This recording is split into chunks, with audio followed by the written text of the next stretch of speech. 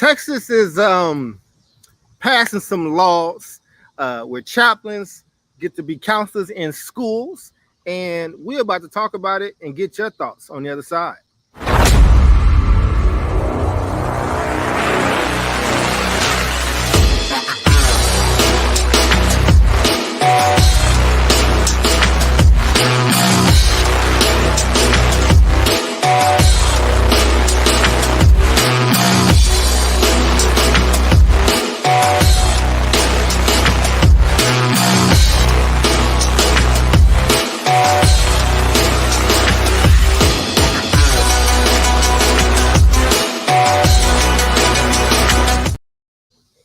Hey everybody, welcome back to another episode of the South Star Classroom. I hope y'all can hear me okay. Y'all give me a thumbs up if you can.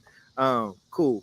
I'm also on like the new Mac OS. So like if I do little things, like the camera's supposed to do stuff, it ain't working right now. But there we go.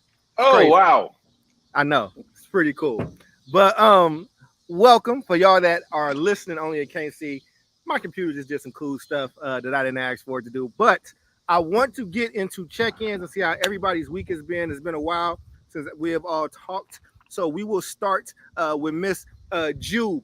How you doing today, Jube? With the first off, like we did this to David last week about his collar. We do this to Omar every week with his stellar, beautiful hair. Miss Jube is radiant today. I don't know what she got going on, but the melanin is like, you know, on 10 right now. She's glowing out here. So how are you doing, Jube? Sing it, oh. A vision of perfection. It's the greatest song of all time. Hop on one leg. So go ahead. I'm sorry. A big dog. Sorry. You're muted. I said my favorite part. Thank you very, very much. The melanin is popping. I appreciate it. It's definitely not from resting. It's not from resting. It's the glory of the Lord mixed with fatigue. So whatever you get when you mix that together, is why my melanin is popping today. Thank you so much. And Omar, thank you for singing one of my favorite songs. I was singing along with you, especially the part that says "Totally Free from Infection." Woo! Oh man, David, I don't want to assume either way. Do you know what we going off about right now? Do you know what this moment is? No, I don't.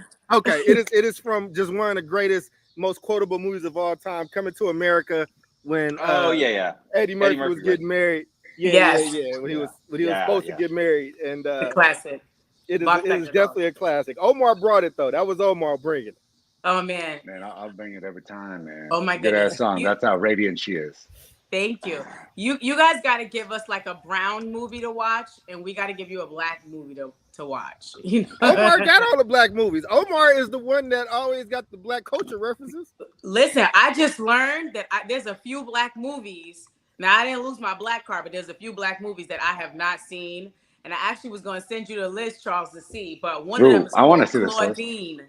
You heard of Claudine? No. I heard of Claudine. I never seen it. You seen it? No, I've not seen Claudine. It don't count. It ain't up there. It ain't up there with Friday or like Coming to America. Like these things, if you don't see, and people like you ain't. Those are on the comedy side. So apparently, there's some black movies connected to the socio-political side. Heartbeats, a whole Temptations. What's love got to do with it? I see that. But that ain't in there. But go ahead. All right. Well, listen, I'm going to send you the list, and then you can go ahead and we should do a show on the list. Yeah, we should do a show where we give. I would want to know on the list, but we should do a whole show on the black and brown list. That would be dope. I would love to. And Miss Toya, I don't disagree that the movie is great. I'm just saying, you're not gonna get kicked out of a barbecue because you didn't see that movie. There are movies that if you did not see, you out of here. I think I'm just saying. I think it's based on the era you're from, because the person that was talking to me about it was growing up in the 70s and the 80s. I was born in the 80s. Listen, Toya's right here, so Toya got your back. She is saying, okay. Yeah. Right. So like I I'm Gonna Get You Sucker is one of them. I saw that. A couple of Richard Dude, I Pryor just joints. quoted that today. I saw that. told I him, mean, my man, but there's a like, couple say, of joints with Sidney the Commando Poitier shoe. in there, Sidney Poitier and Bill Cosby that were like classics. And Yeah. you know, I didn't see them all. So anyway, I got some homework to do. I'm doing great. My melanin is popping, and I'm great. How are you all doing? We are good. We're and I gonna got a go. cocktail. We're gonna go to our motto, our resident motto. You know, in the top, my top right. How you doing, brother Omar? How you been, man? Oh man, it's been a crazy ass week, man. Like we got, I got to keep it generalized, but we are in the midst of fixing a lot of things going on at our East Side campus, trying to get it significantly better. August is just a weird month, man. I feel like you have all these plans over the summer and then you start implementing them, but then it comes out into like the real life of how things go. So we're tweaking with that. But I got to tell you, anytime that we're talking about Black and Brown cinema, I am like in. Here's the problem, and I think it's worth a show. I can sit here and talk about the Mac and Superfly and Black Dynamite and Do the Right Thing and Jungle Fever and Malcolm X and like the amazing Black cinema, but like I'm at a standstill because you're like Brown movies and I'm like American Me, La Bamba, Blood and Blood Out. They're all like Cholo movies, dude. Yeah, Selena? we talked about this last week, right? Bitty, bitty, bum, bum. Selena? Yeah. Like, So, other look, than Bitty, Selena. bitty, bum, Exactly. But the demos, like, Look, dude. Selena had black Cross people in that, the dude. chokehold. Oh. Black people love Selena. That movie probably more than y'all do. Like Yes. they love Selena. That I love Jennifer Lopez Anything He for did it. Selena. every day of her life. Every He day did. of Jennifer Lopez's life, she should thank the Wayans brothers for In Living Color and Selena. Yes. That And those they are need the to bring two. In Living Colors. They need to bring In Living Color Yeah. back. Like that's Black history. Yeah. I don't know. Yeah, So it many. is. I Jim agree. Carrey, J Lo. I mean, so many. The Wayans Empire. I do Dude, think everybody, we need to do David media. Allen We need to Greer, do TV Tommy media for Black and Brown. Davidson, That's every hilarious. weigh-in, all 500 of them. All I five. Wasn't mean, a Jim? Damon? Was Jim Carrey on that one too? Yes. Yes. Yeah. Oh yeah. Fire It broke- Marshal Bill. It Everything's broke Jim. happening. It broke Jim Carrey, Damon He was Wayans, crazy. Kenan Ivory Wayans, Marlon uh, Wayans, Jamie Sean Foxx. Wayans. Sean Yeah. was the DJ. He was a DJ. Jennifer Alan Lopez Greer. was a fly girl. Yeah. Jamie Rosie, Foxx, hell yeah, dude. Rosie Yes. Perez. Rosie Rosie Perez was she was the choreographer and the dancer. Yeah, man. Lit. Whew, big Yeah. We show. don't talk about them enough. That's what's up. I do. I And then love they it. got rid of it. They got rid of it. They need to bring Yeah. it back. And they also are the reason there's a Super Bowl halftime show. So what they did was they ran a show during the 20 minutes of the Super Bowl, and they saw how many viewers they lost the network, and then from then on, you now have they got Michael Jackson to do the Super Bowl the year after, I think. So that's how that was all because of didn't know Kenan that. Ivory Wayans. That's a Yep. cool history. Yeah. Yes. Well, other than that, Omar, you hanging in there, man? Anything we can do for you? No, man, I'm good. I'm like, I am chief problem solver, man. I am here. I'm solving the problems. We got David coming and providing some level of support. So it's just one of those waves where I am good. Like this weekend, I got to rest. I got to play a video game for the first time in I don't know, years. Played that old South Park video game, cracked my shit up, felt good. It's great, man. That's what's up. Gonna go out to dinner with some big picture learning folks tonight and start revolutionizing the world back over again, man. So There you go. There you go. This is the third show in a row he's mentioned those people. Big picture learn. I hope y'all know that Omar Yanar loves y'all because he has loves talked y'all. about y'all every 3 show. weeks in a row. Mhm. David, Straight how up. are you? Good ass You, shit. brother? We didn't get a caller today. What's going on? No, you got a caller. You got a caller. Oh, okay. Hey, he kept it going. Yeah, it's Um, nice. Let's see. Yeah, I played some video games last night too for the first time. Ooh, what'd you play? Downloaded a new snowboarding game called Shredders. So it's like, a sports game. There's a mountain biking game that we play called Descenders. So everything is going downhill. And then, Yes. and then I like playing Flight Simulator too. It's very relaxing. That's what's up, man. I tend Like to play flying a big sports games. 747. Yeah, I like That's that. nice. But yeah, also speaking of movies, we're my son is 13 now, going on like 18, and so we're trying to introduce him to movies from like back in the day, from like the good movies from like the 70s, early 80s, some of the 90s.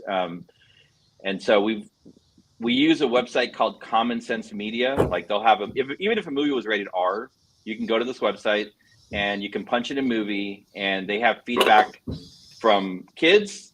It's rated R, but kids say it's good for 16, and the parents say it's good for 17 or whatever. So as long as we're within a 2-year age range, we're like, okay, he can do Hold it. on, there. But it's interesting that you bring this up, because our next movie up is Coming to America.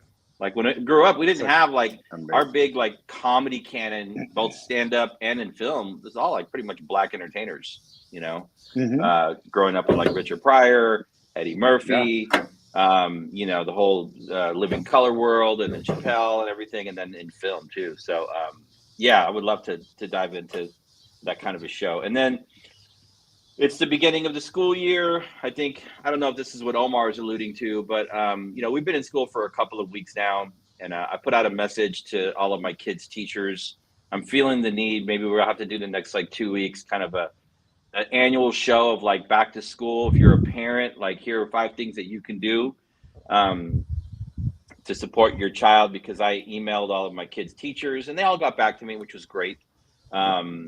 And then all of a sudden I realized like 2 of them are still not entering grades. It's like 3 weeks in. There's like 0 grade information in the grade book, right? And I'm like, the grade book is how we communicate, right? And so my fear is that, like teachers are sitting on a stack of papers, and then the 3rd week they're going to enter a bunch of grades, and you're going to see a bunch, who knows what you're going to see, right? But it makes it challenging to stay on top of your kids if you don't have that information. So I've got to do some proactive work just to make sure that everything's okay. But it's gotten me thinking that maybe when my next show is up, we'll do like a back to school special for parents, and like how they can, I like it. What can they do? 5 questions you can ask your teachers. What are 5 things that you can do to make sure that you're set up for the year? Because I'm having to do that right now. So yeah, that's where we're at. Got you, man. That's what's up. I'm happy to hear that. Down to look for that. And somebody asked, we were talking about, this is episode 108, and we're going to talk about should chaplains be able to be public school counselors. I probably didn't need to capitalize chaplains, but it's all good. Toya, you can come be a guest with us anytime you like. Yeah. Please. For my check-in, we're a little bit behind, so I'll go quickly. I'm very excited that this will be happening. I will be in Connecticut, and I will be doing a all-day workshop training on the Black Agentic Parent Workbook with a bunch of parents there. And then I think I have to do Memphis, but also our own Mama Toya is hosting her own session in Philadelphia coming up soon. So, if that's something that people want to support, we are trying to find some gift cards or something for some of those parents, whether it's so they can get groceries or Starbucks or whatever the case is, to just be in support of that. These shows in Connecticut and other places has a sponsor. The one that Miss Toya is doing does not. So I'm excited about it. I don't know why my name changed back from Existential Crisis, because the crisis is not over, but it's fine. We're going to be having this all year. It's all good. But today there is, this happened maybe about a week or so ago. Texas is passing some laws. They've actually passed a few different laws, right? Hell yeah, they passed a shitload. I'm happy to share them with you. Right. But we just chose one of those laws to discuss today, because I think we've been doing a really good job of picking good topics that have taken us over, and this one probably will as well. So instead of cramming in a bunch of laws, we're going to focus on this one about chaplains being able to be public school counselors in the state of Texas. And I want to make this easier for people. So I have a video, and we'll just watch the video. That way we can get the context. And then when we come back, I want to hear from each of you, your reactions. Representatives wanted to put some extra amendments in the bill, but bottom line, public and charter schools across the state of Texas will be able to have counselors or have chaplains work alongside counselors or work in place of counselors, and every single school board across the state must vote yes or no to having a chaplain. And these chaplains must pass background checks. They also must meet Department of Defense standards, which means they have to be endorsed by a religious organization and have specific education. School counselors in Texas must have a master's degree, 2 years of teaching in the classroom, and pass a counselor certification exam. Now, the author of the bill stressed that it will be up to each individual school board to decide on whether to hire or who they want to hire as a chaplain. Now, some representatives expressed some concerns about this potentially endorsing one single religion and wanted the bill to require parental consent, as well as an option for students to request a chaplain of their specific faith. But those changes didn't make it in the bill. I think we need to give our school districts every tool that we can in the toolbox with all that we've been experiencing with mental health issues and catastrophes and crises. You are a champion for parental rights, so I'm just curious why requiring parental consent before a student can meet with a chaplain is not acceptable to you in this legislation. Well, we currently do not require parental consent for them to meet with school counselors. I reached out to the National School Chaplains Association, which testified in support of this bill in committees, just to ask that association, do you keep track of how many public and charter schools across the United States may employ chaplains? I have not heard back. And this is not the only bill that tries to incorporate religion in the classroom here in Texas. One representative wants the 10 Commandments to be displayed in every classroom, but that bill is still pending in committee. Thank you for watching. Go to newsnationnow.com to find News Nation on your television provider. And don't forget to click the red subscribe button below to get more of News Nation's fact-driven, unbiased coverage. All right. So thank you, News Nation, for letting us use your clip. And we gave you all the credit in the world. So YouTube, don't pull us down, please. Fair use, baby, is a real thing. But let's just get general reactions. How are you all feeling about this? And let's start with the actual Texan that is here. And right now we're just doing general reactions. Go wherever you need to go. I'm just very curious how one Omar Yanar took this news. Dude, so the law's a little convoluted, and I could be wrong about this, but what we discussed in our board meeting, because I run a public charter school organization in Texas, so we have a board. So we discussed this, right? And Doc, I think the law is actually slightly different than they're portraying it. The way we interpreted the law is that every campus must have a chaplain, no matter what. Okay. Now, here's a couple caveats. What they said is that you must have a chaplain, period. The board can make a vote as to decide if there's going to be some leniency in who and what the chaplain is. So, for example, we're going to vote that our school counselors / social workers who actually have degrees, who do actual social emotional counseling, can be designated as our chaplains, right? But then what is going on is that you have another law, Doc, and another law, David, saying if you're a counselor in Texas, you must now supply 85% of your time in actual counseling. Because I don't know if it's different in California, but what counselors do in Texas is not counseling. They are doing scheduling. They are an administrator. They are hired under the auspice of counseling, but actually not doing any counseling whatsoever. Well, just to be fair, because I didn't see that as a fact, and I just looked, it said the law does not require school districts to employ chaplains. So I don't know. You might be right. You closer to it, but I only want to make sure we just report on those facts that we was able to prove. But continue with your thought. I just saw that, and I just wanted to make sure I wasn't. I'm glad, that. But I think it's the board that. There you go. I'm sorry. That's what we were discussing. The board has to decide, and because we have a board, and they're like, "Yeah, I don't know about this," you can then say, "Hey, listen, like we're going to do this whole counseling thing." Now, we don't have to worry at EPLA because our counselors are counseling 85% of the time. But what this does, for those of you not in the know, that this is a little bit of insider ball in Texas, again, your counselors are not counseling. So this is a way to get around that, where not only can you have a chaplain who is straight up not certified to do any kind of like real psychological or emotional counseling, because hey, look, man, you want to counsel with Jesus, that's what that church is for. You bring in Jesus as a methodology of counseling outside of like the scientific realm into a school. That's what this does for you. It's like, do it or not, but we're going to introduce these folks. When we were talking about it at the board, I was like, yo, man, what's stopping us from bringing a cat from Islam? Nothing.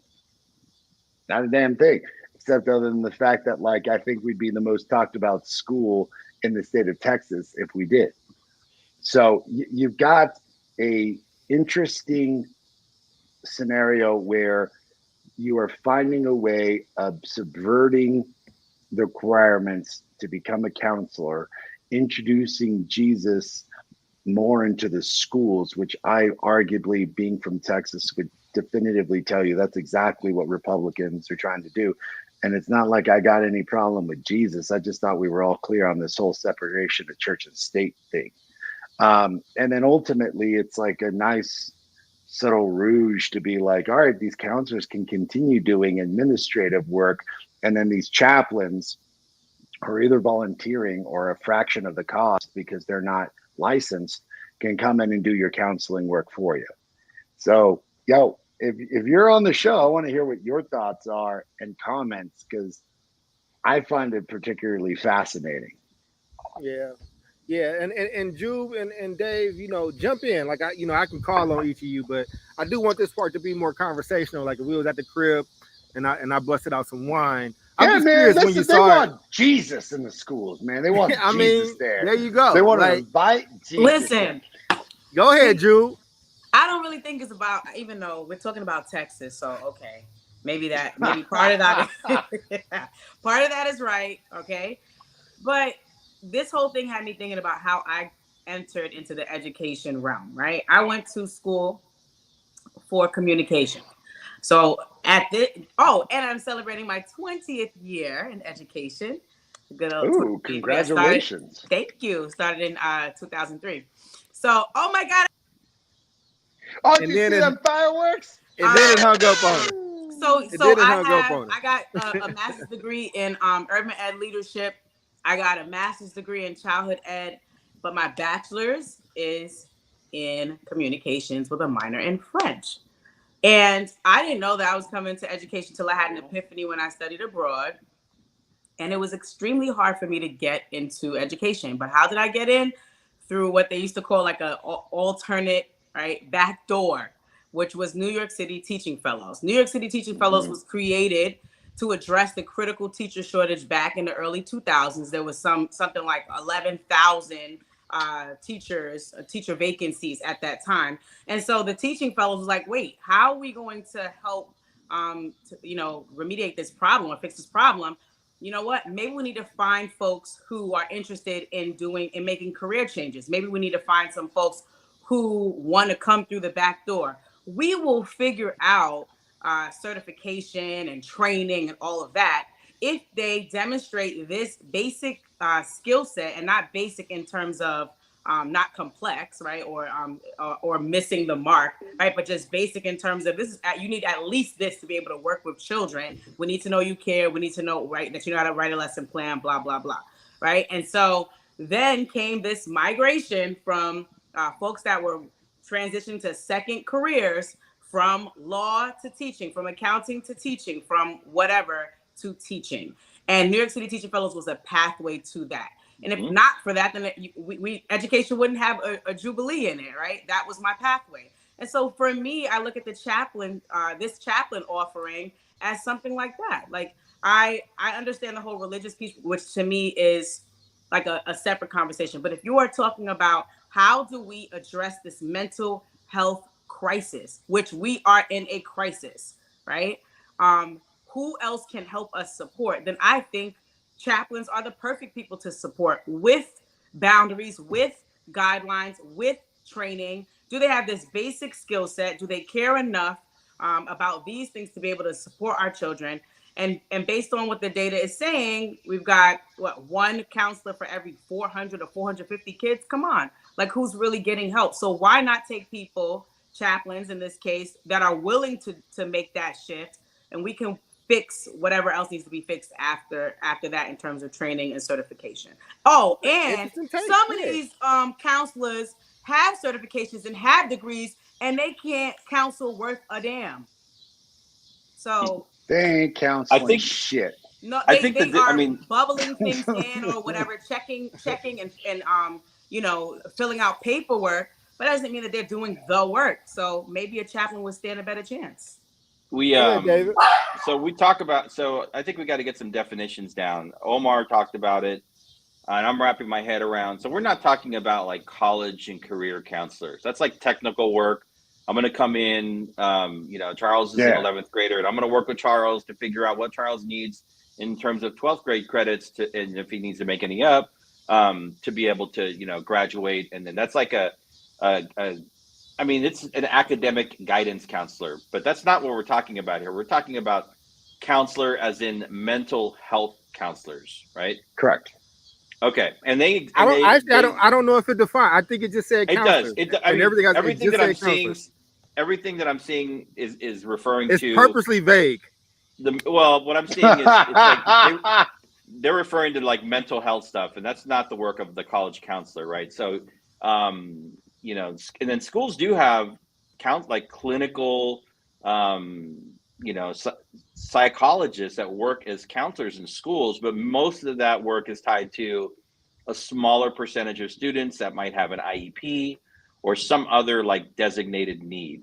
So what this is talking about is trying to like fill the gap between the two, right? And the larger gap around like dealing with the mental health crisis in schools. That's my understanding of it. My quick take is that I think it's, and maybe I need more help on the definition of chaplain. And chaplain is like it's a term that refers to an individual or like a position within a church. We're talking about Christian churches mainly, right? Yes. That's what I'm seeing. It's not a priest, it's not a pastor. It's like it's a certain position within. I'm sure I don't think the equivalent in Islam is the cleric. That's a different level, or the rabbi in whatever. Right. But I do think it's interesting that I just feel like it's a backdoor, and it's not a good backdoor. And I think it goes back to like this Catholic charter school they're trying to get pushed through in Oklahoma, right? I think you're treading the waters between the First Amendment waters, right? The Establishment Clause, because this is clearly a point where they are working to build a bridge. This is a bridge between the secular and non-secular world. And if we want to rewrite the Constitution, maybe we start there. The better thing to do is probably rethink how we are training and the criteria for getting people trained and the credentialing and the licensing to work in schools for mental health. But this feels like a Band-Aid, and it's or maybe more like a Trojan horse. Yeah, I think my thoughts are pretty similar. I think one, I actually like the broad level of the thoughts here. I was surprised by that, Jubilee. I appreciate that thought. Here's what I would say, man. I look at these policies like a math equation. And this is what I would tell my friends and my foes politically. Whatever you do on one side, you are freeing up to happen on another side. I think that right now, my thoughts on this was we are in the middle of a culture war. And so there's something that Oklahoma does. And then there's something that California does. And then Florida says, y'all not going to outdo us. And then Florida does their thing. And then Texas is like, we need Jesus in schools. I'm Baptist. I've been Baptist my entire life. I believe in it. I could definitely be a better Christian. I'm a heathen at times. I have to be very honest about that because the good Lord is watching. Be very honest. I'm not the best Christian. I need to work on it. Listen, I really believe that you got her on that one. Listen, I really believe that man died on the cross and rose 3 days later. Like, I really believe that, right? So I need to do better. That means I believe that there's a heaven and a hell. So, but I also like there's a First Amendment for a reason. There's a religious freedom for a reason. And again, I went to schools where, look, I went to school in Kentucky, in Chicago, in Oakland. I played sports my whole life. We prayed before every game, even though we probably wasn't supposed to. In my neighborhood, we want the pastor, we want people from that church to come in and volunteer and be a part of that community. But now, if you're saying, hey, these Christian chaplains, well, not these Catholic chaplains can come in and now they are the counselor of that school, then so what does happen when there's a Muslim counselor that wants to do it, or a Jehovah's Witness counselor, and now that line is so blurred. Here's the other thing, because liberals like to troll too. I promise you, if that takes hold and that spreads, you're gonna see a devil worshiping thing that kind of comes, because they're gonna test this law out. No, I'm serious. Like, they're gonna test it out, right? They're going to anytime you pass a policy or a law, just know that the other side can do that. People will probably look at me as a liberal. I've worked for the Democratic Party, and here's the thing: I tend to disagree when my fellow Democrats will say, "Let's expand the Supreme Court," and it's like, I don't think that's a good precedent to set, because then the next time when somebody else gets power, a Republican person gets power, and the court is shifted, then they get to expand it. And then so now we don't have a Supreme Court. We have a parliament of sorts that's in charge of interpreting the Constitution, which the Constitution, I don't know. I'm surprised. I would be surprised if we didn't see this in some type of Supreme Court, because I think it's directly an affront to the Constitution and the separation of church and state. Right. Now, would I mind the extra help? Would I mind those people coming in? If they good people, no. But like Jubilee said, let's not act like all the counselors across America that's in these schools is really out here counseling. Like, you know what I'm saying? So, I mean, there's a hard, long look that we all got to take into the mirror. But Texas is playing a political culture war game. I think this is the next move, and it's not just them. It is California. It is Florida. It is New York. It is Oklahoma. We are the bystanders and in the crossfire of a cultural war that will be studied 50 years from now. Yeah. And I'm really interested in how this stuff shakes out. This is very interesting. I'm just thinking about this now, because really what you're looking, again, we're not talking about bringing people into schools to help students create their academic programs, their course selection, right? Or credit recovery. We're also not asking to bring people into the school to meet the needs, the clinical counseling needs that might be laid out in an IEP. That's separate. We're talking about the vast majority of students, right, that don't have IEPs, that might have some mental health need, right? Mm-hmm. And so they're bringing forward this kind of quick solution at the same time that they are trying to push out social emotional learning and curriculum from schools, which is a very great school-wide intervention when it's done appropriately, to help students, manage their feelings, understand their feelings, kind of, assist them with identifying certain things and, adapting language or getting language so they can be more, so they can start to do, individual work. That's like what social emotional learning is. But there's, at the same time, they're saying no social emotional learning in schools. They're saying, let's bring in religious people to address social emotional learning. Texas. Like you. I know, it's crazy. Very definitive, and the beard of knowledge expanded his knowledge. But man, get to the nitty gritty. This is Texas. Football and God. Football and Jesus. They're bringing in the football. They're bringing in the Jesus. And my question is listen, at some point, I get Jubilee's point, and I want to kind of go along that train. It's hey, cool. Listen, we need help. You want to bring in Jesus in order to help everybody with their social emotional needs and so forth through the Bible, through prayer. Hey, look, there's some communities that probably would love it and appreciate it. All right. And let's go down that path.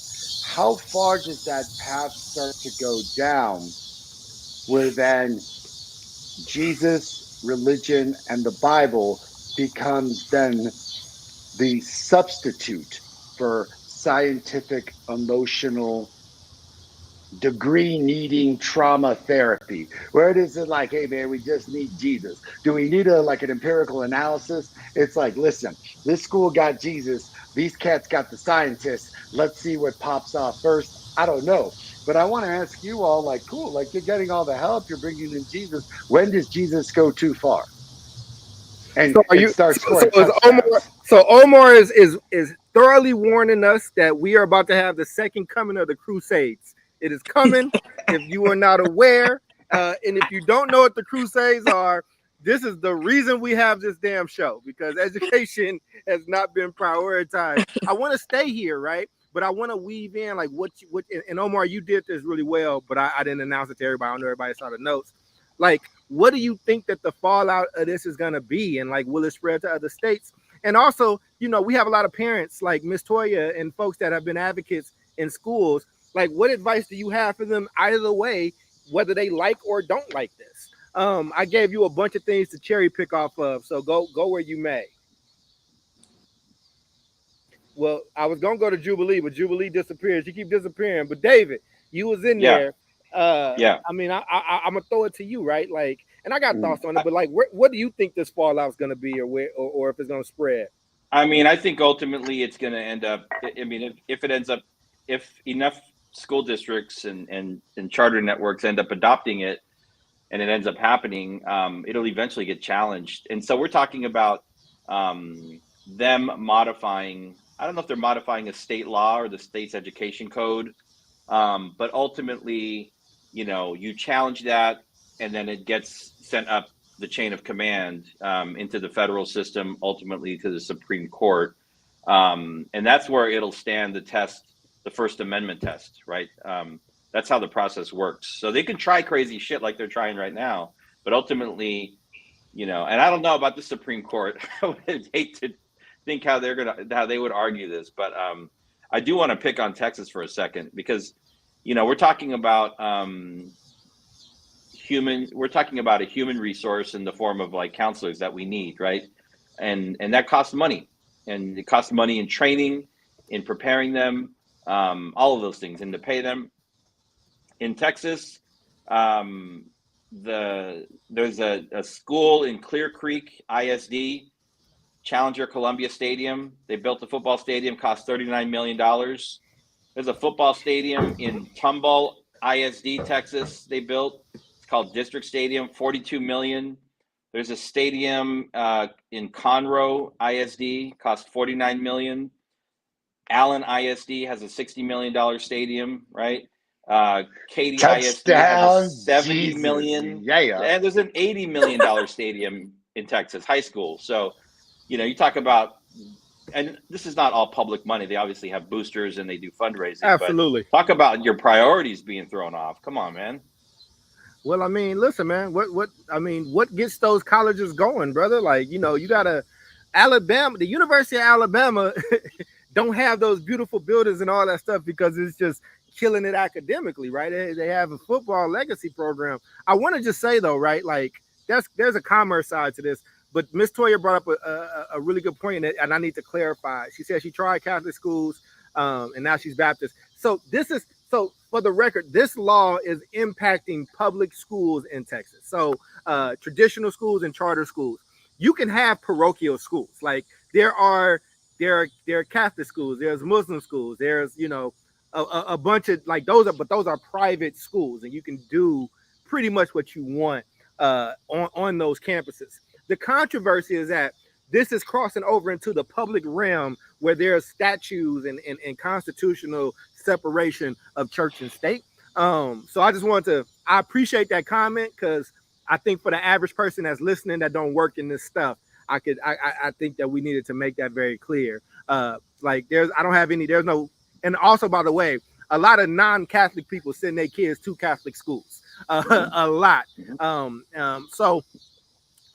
Jubilee, let's go ahead and get you, and then since you kicked us off, Omar, I'm gonna throw it to you after Ju. Yeah, I mean, the spiritual side of Jubilee would say, if you put Jesus up in these schools in a healthy way, this world will be a different place. Mm-hmm. That's my personal belief. And then the other side is that I think that this whole chaplain thing could work with balance. Where would the fallout happen? But lack of inclusivity and judgment. Not being able to accept all students. I think if you're going to be a chaplain that's now working in the school system, then that has to be a foundational belief that, like, I think no matter what color you are, what religion you are, what race you are, what creed you are, whatever your sexual orientation is, gender expression, all those things, that you are accepted.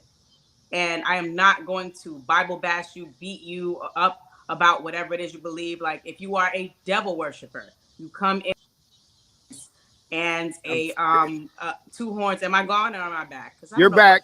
I don't know what my internet is doing today, because I want you to know that it was not doing that all day. Now you want to wait till I get on the South Star and act up. I don't know. It's because we're talking about Jesus. Sometimes that happens. Well, but no, gotcha. but that's all I'm saying. I just think, like, I don't think this is hard. I think it can be complex because there's layers to it.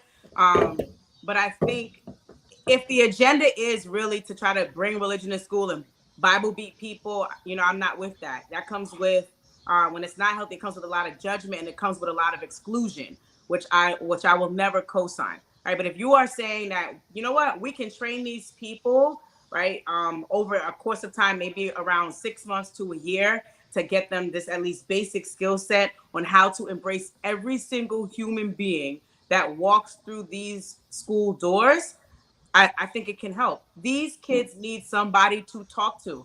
If there was, God forbid, a mass shooting or something terrible that happened in the school community, they're gonna call chaplains.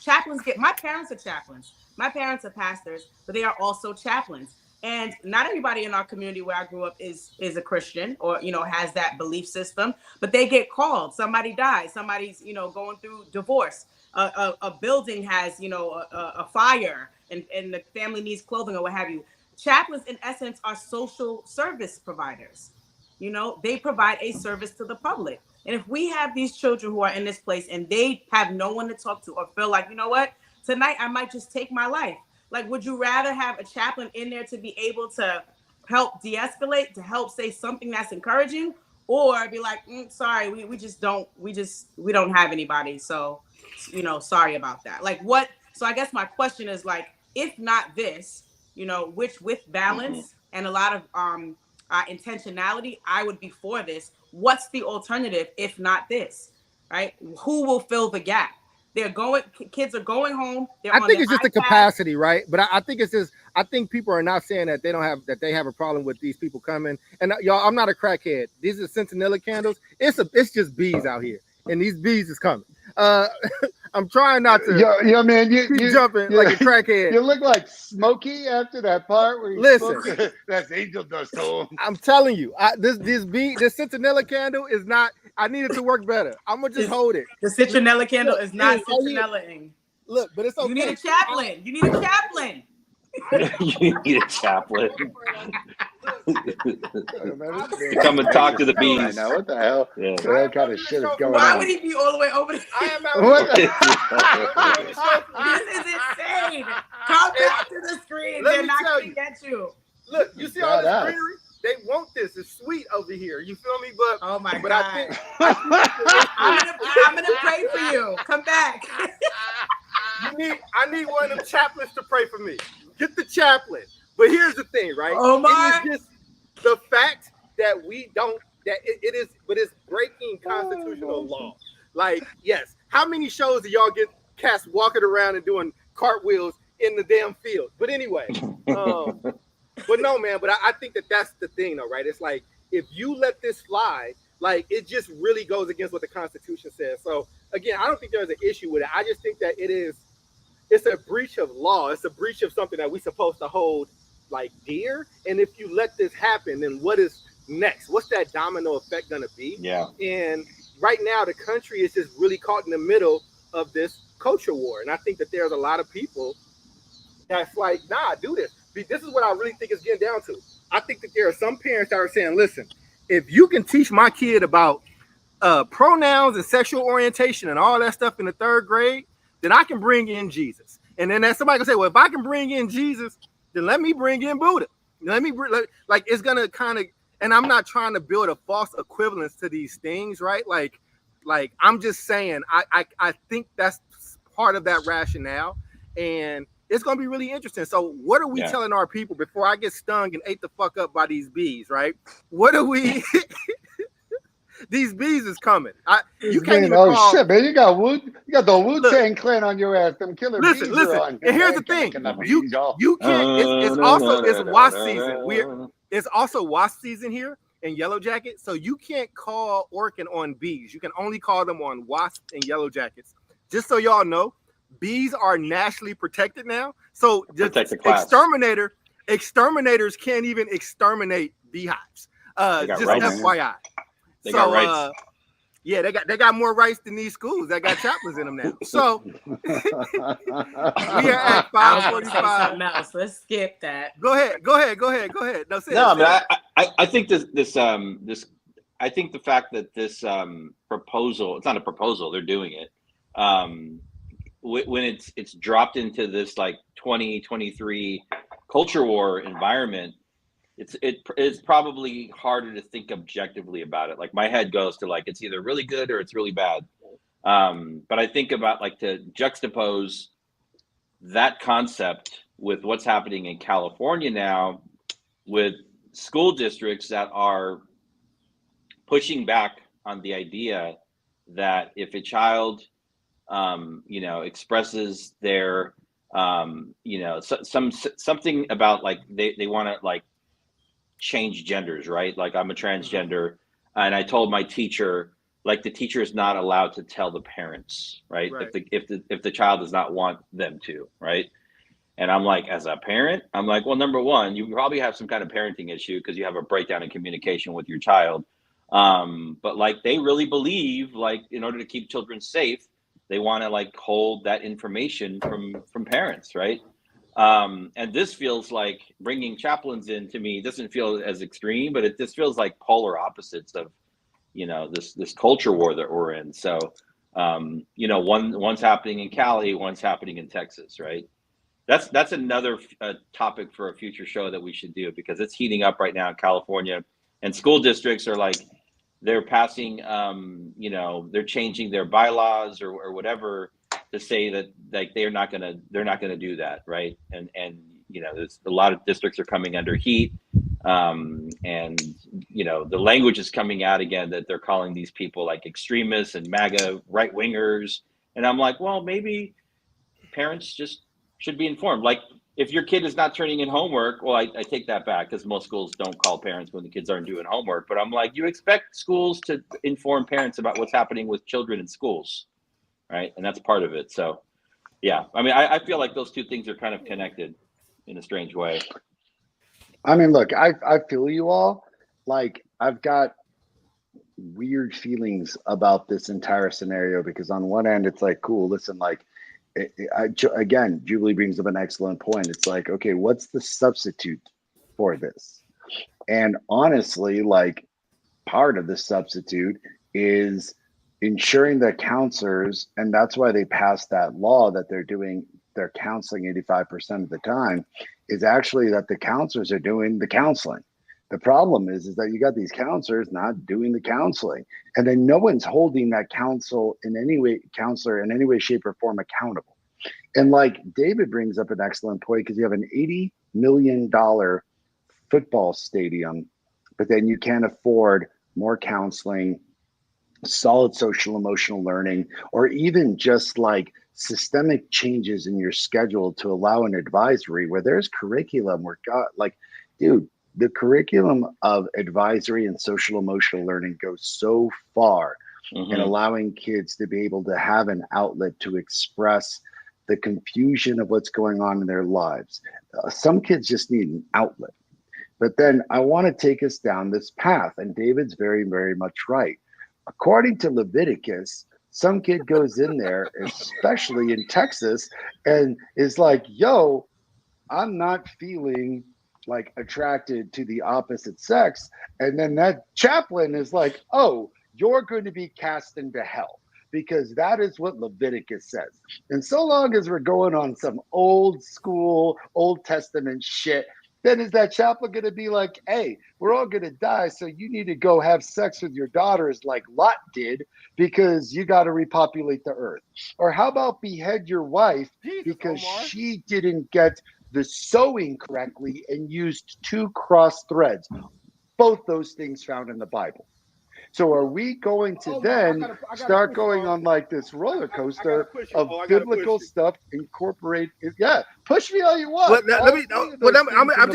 I would just say the devil's advocate. Pun intended, but the devil's you advocate. gotta be an angel's advocate. You can't be my advocate. Well, listen. You can't advocate on my behalf. Well, that's not the proper term, but whatever. I would just say this, right? This is what those people might argue, and this is not my argument, but just for the sake of logical conversation and debate.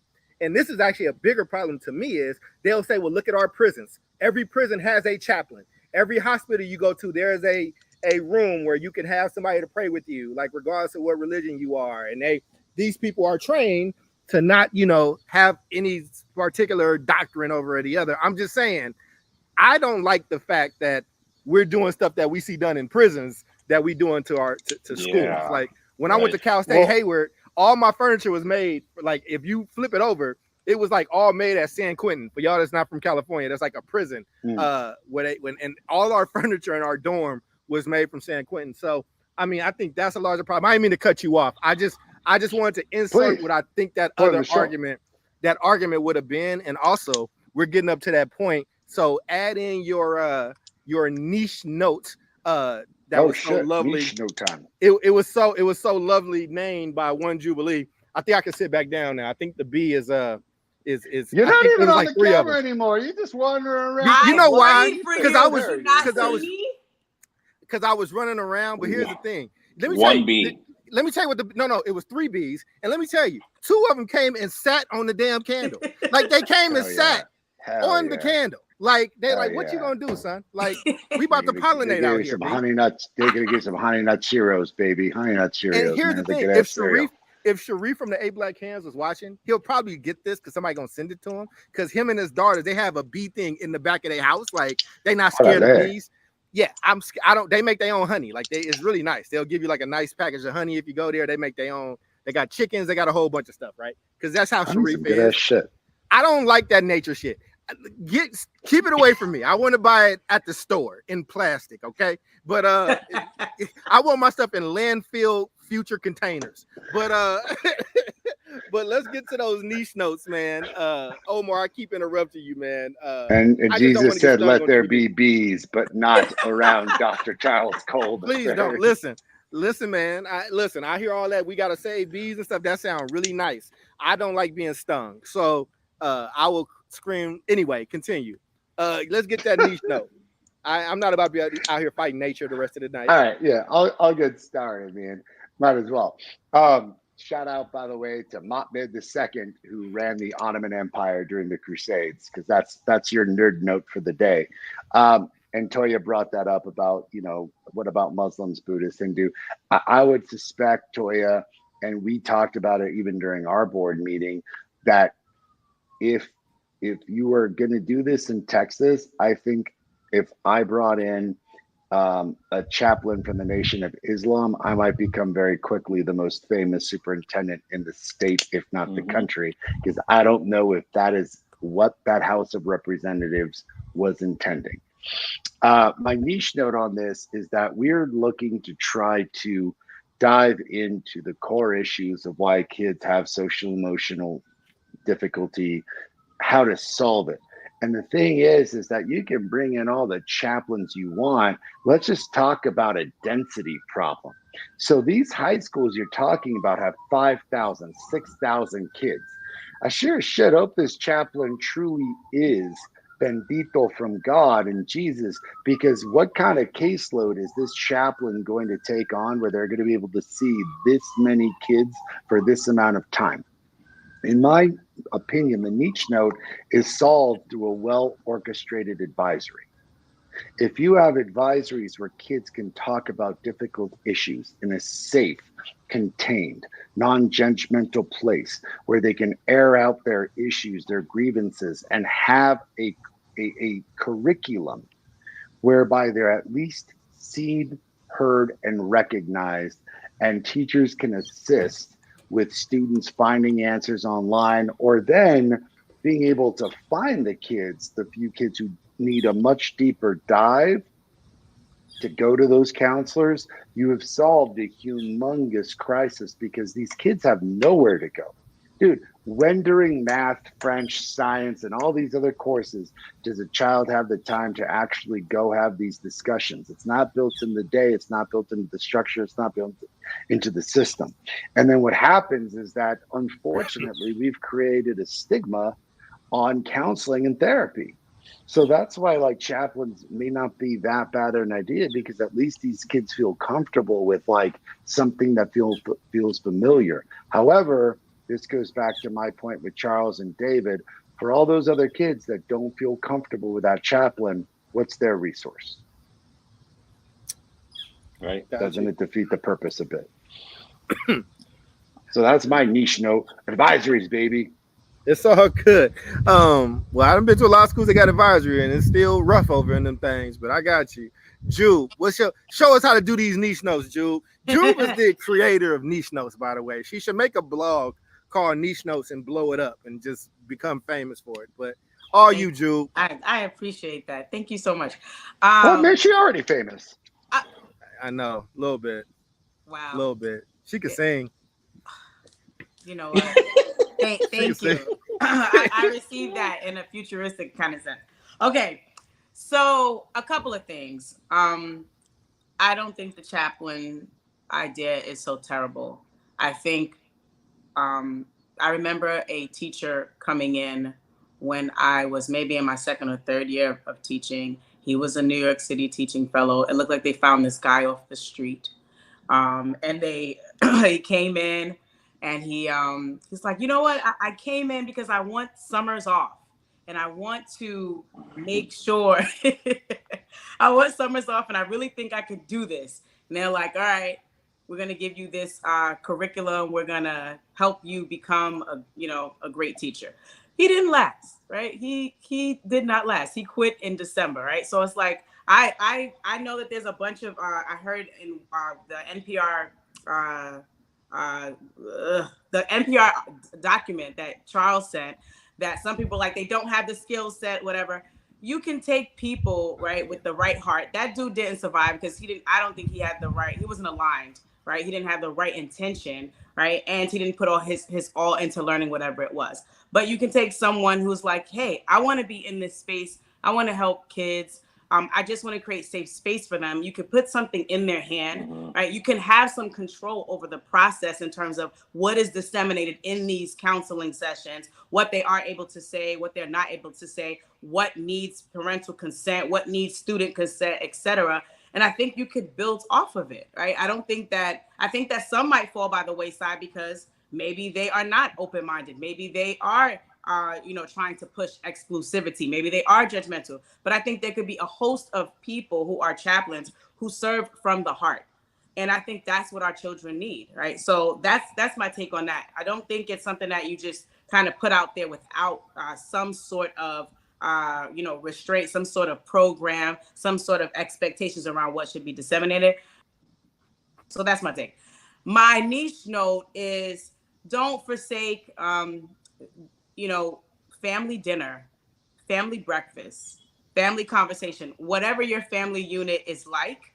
I think we have this mental health crisis because there's been so many shifts in our world, but also because there's some things that used to keep us, together and connected that would cause us to feel seen, feel heard, and feel valued, that we've kind of gotten away from because of technology, because people are just trying to hold their heads up, and some people are working 2 and 3 jobs, etc. And so if you're a parent that's listening, this niche note is for you in terms of just doing the very best you can to stay connected to those children that are in your household, to your children, if you have the bandwidth, children on the block, right? Because that sense of community and connectedness really, really does help with mental health. And when children are seen, they are heard and they feel valued, it really changes the course of what they receive when they go to school and education overall. That's my niche note. Are you, David? Ooh, yeah. Piggyback on that last piece. I think for parents, for sure, and it's definitely hard now. I mean, I think in general for most people, but making sure that you know, regardless of what your kid or your kids are going through or what you're going through, that you're able to maintain, you know, open and like free flowing and safe lines of communication with your children, so that those conversations can happen at home, right? And you know, there might be a time where those conversations need to happen at school, but typically when students, you know, when young people are always going to gravitate towards somebody that they feel safe talking with, right? And if it's not at home, it's going to be at school, right? So I think, you know, if you're a parent out there, you know, thinking about like, how do you create those conditions at home? And it can be hard. It's definitely hard. It's hard for us here. It's not an easy thing to do. On the bigger picture, I think, you know, I'm concerned about like bringing in untrained individuals into schools to do clinical work. I think clinical work is clinical work. We got to be clear on definitions of what we call social emotional counselors, because that is very specific work. You know, it comes along with all the things like the low floor of like being a mandated reporter, but also like taking notes, and like there's like liability involved. I think with chaplains, my other concern is like there's a framework. Is there like a religious framework or a spiritual framework? And you know, those things can sometimes, like we were saying earlier, kind of get in the way of having objective conversations or giving objective advice, going towards, you know, some kind of like dogmatic position.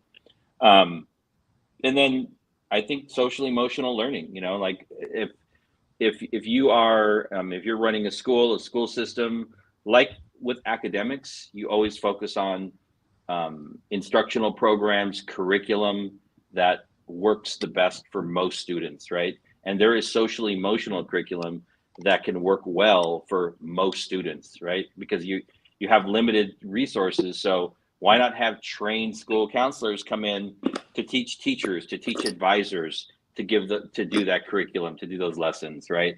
I mean, it's almost like low-hanging fruit, but we don't see it enough in our schools, right? Because it's not about people coming in from the outside to address mental health needs. Mental health needs need to be addressed via like school-wide curriculum. So I'll leave it there.